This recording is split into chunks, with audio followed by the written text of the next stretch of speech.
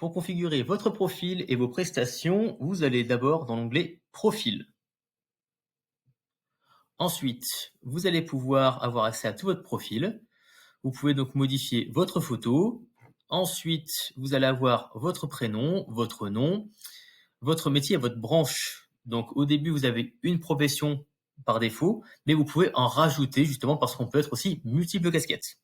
Après, vous avez la présentation de l'entreprise, les images qui vont aussi caractériser un peu ce que vous faites. En dessous, vous avez donc l'adresse d'exercice qui va s'afficher automatiquement par rapport à votre profil, le numéro de téléphone, le nom de votre entreprise, le numéro SIRET, et ensuite le numéro ADELI ou RPPS est réservé uniquement pour les professionnels de santé. Ensuite, on aura le numéro de TVA, que tout le monde possède, que l'on soit assujetti ou non à la TVA. Ensuite, nous avons les diplômes et les certifications, que l'on peut ajouter avec la date et le nom du diplôme. Ensuite, vous avez le champ d'expérience professionnelle. Vous avez une date de début, une date de fin. Si jamais c'est encore en cours, vous laissez la date de fin totalement vide. Vous pouvez enregistrer votre profil et vous avez la validation qui s'affiche au-dessus. Vous pouvez ensuite remonter en haut à droite pour voir votre profil dans l'onglet Voir profil prestataire. Ici, vous avez toutes les informations, votre prénom avec vos catégories que vous avez mentionnées. Ici, les prestations que vous aurez remplies, les tarifs que vous avez configurés qu'on verra juste après, avec après les diplômes et l'expérience professionnelle que vous avez remplie juste avant.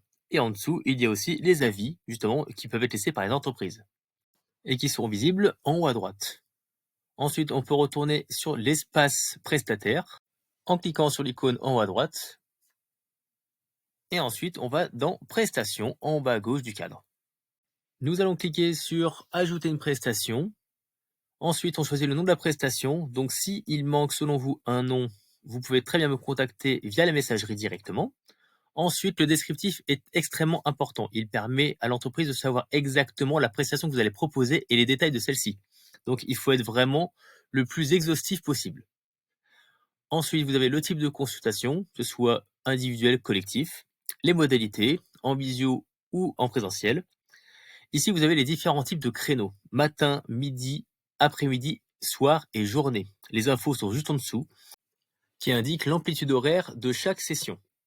Ensuite, vous avez le prix à indiquer pour chaque session entière, et pas seulement par consultation ou par atelier dedans. Ça, c'est important. Une session est forcément composée du nombre de slots en fonction de sa durée. Donc un slot, c'est une intervention ou une consultation. Ça veut dire que si vous avez un slot d'1 heure, vous avez donc dans 4 heures, 4 interventions. Si vous avez par exemple un slot d'1 heure et demie, vous n'en aurez plus que 2, sachant que les interventions ne vont jamais dépasser ces amplitudes horaires. Et par contre, vous pouvez très bien mettre dans la description que si vous voulez commencer un peu plus tard.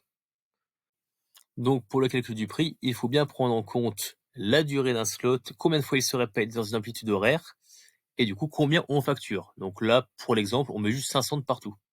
Et après, on valide. Et on peut répéter l'opération autant de fois qu'on a de prestations à proposer.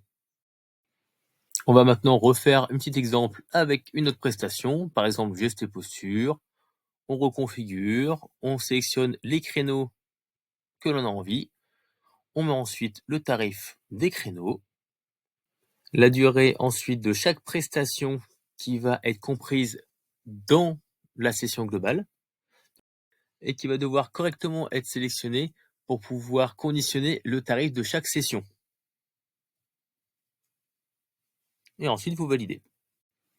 Ici, on retrouve bien les prestations qu'on a configurées. Et maintenant, pour les disponibilités, on clique sur le calendrier. Et là, on va indiquer les disponibilités que l'on a dans les semaines ou les mois à venir. Donc, au début, on peut mettre un titre pour la première ouverture. Là, par exemple, on peut mettre entreprise. Ensuite, on va choisir sa plage horaire. Donc, le matin, ça peut être après le midi, l'après-midi, le soir ou la journée. Ensuite, on choisit une date de début. Donc là, on va prendre, par exemple, le 26. On veut savoir si c'est répété ou non. Si c'est pas répété, ce sera juste en une fois que le 26. Si on le répète comme là, on va après configurer la fréquence. Chaque semaine, toutes les 2 semaines, toutes les 3 semaines ou toutes les 4 semaines. Ensuite, on va aussi sélectionner donc les jours de répétition. Et dans cette partie-là, vous allez pouvoir choisir si la répétition de vos ouvertures se répète à l'infini ou s'il y a une date de fin. Donc s'il y a une date de fin, vous sélectionnez le avec la date de fin. Et là, en l'occurrence, on va sélectionner jamais. Et vous retrouvez en bas en mémo les petites infos concernant les plages horaires des sessions. Et ensuite, on clique sur ajouter l'ouverture. Quand on va sur l'agenda, on voit bien les ouvertures que l'on a créées. On va maintenant en créer une autre avec le même principe. Là, on sélectionne journée. Journée, ça va occulter matin, midi et après-midi, car ça va le mettre directement disponible pour les entreprises en face. On va ensuite sélectionner le jour du début. Donc là, on va mettre le 27. Et ensuite, on va ajouter l'ouverture. Et ici, on voit bien que le créneau a été créé. Donc l'autre qu'on avait créé avant, forcément, est dessous et il est inclus dedans. Donc il existe toujours. On revoit tous les créneaux qu'on a configurés juste en dessous. Donc on peut les modifier. En faisant ça, on modifie l'intégralité des événements. Si on fait supprimer, c'est exactement la même chose. On supprime tout. Pour modifier ou annuler une partie seulement, vous allez cliquer directement sur la partie que vous voulez modifier ou supprimer. Donc vous avez modifié ce jour uniquement, supprimer ce jour uniquement, ce qui est pratique en cas d'imprévu ou de vacances, et après vous pouvez sinon supprimer toute la plage également. Là, si on sélectionne modifier ce jour uniquement, vous allez pouvoir sélectionner par exemple le soir au lieu de la journée, et vous aurez juste à enregistrer pour que la modification s'effectue. Cela fonctionne de la même façon pour les suppressions.